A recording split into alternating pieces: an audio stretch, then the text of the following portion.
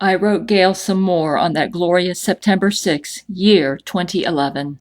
With the Holy Spirit inside of me, I feel so much stronger, more like my old self, the strong, fearless Brent, but even better somehow. I didn't know this feeling was possible. I'm in awe every night, praying and thanking the Lord for allowing me back into his love and for giving me such a beautiful gift of a wife who loves me unconditionally and supports me no matter what I'm going through. You could have left me when you found out what those clones did to me and my body. Any other woman I would have expected to just walk away. You're a cut above the rest, my beautiful, unstoppable, amazing wife. The Jesuits thought they could tear us apart by torturing us and tainting our images, both publicly and privately, to each other. They just made our love stronger. What losers! They'll never understand true love. What we have is real and lasts forever. Yours forever and always, Brent Spiner. It was funny. After I said that prayer, I felt a presence enter my body, and it was as if that Jesus that I saw up there in the courtroom now stood beside me, peering over my shoulder as I read the Bible. I picked up a King James Bible and started at Genesis and poured my heart into reading it. These Bible verses that made no sense to me before now jumped at me with new life and came alive. The Bible became like water in a desert to me. But now that I was a born-again Christian, Satan wasted no time.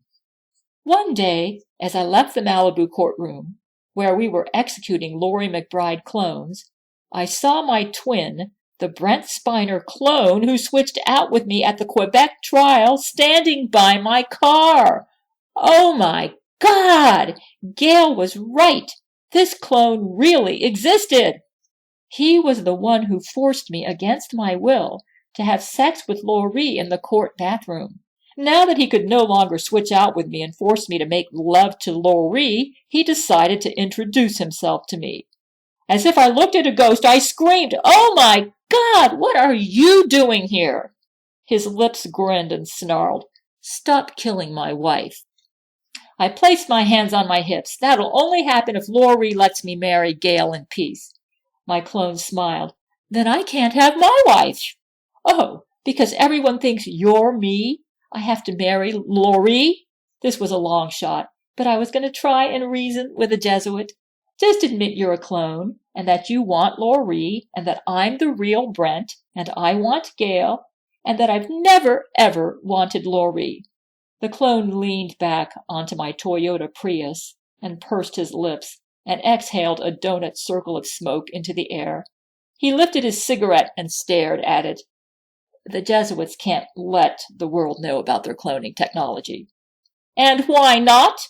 I scratched my head and stared into the eyes of my double. "By the way, how can you stand making love to an animal abuser? Laurie kills cats."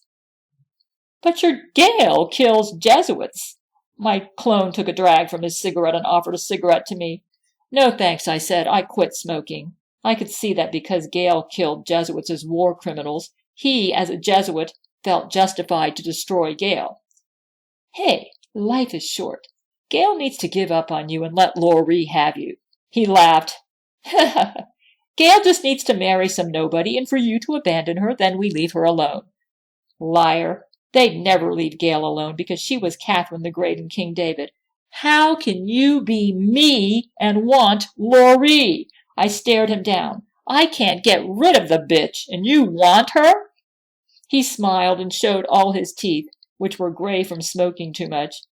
"Laurie doesn't care who I have it with, and I don't care who or what she has it with." He smiled.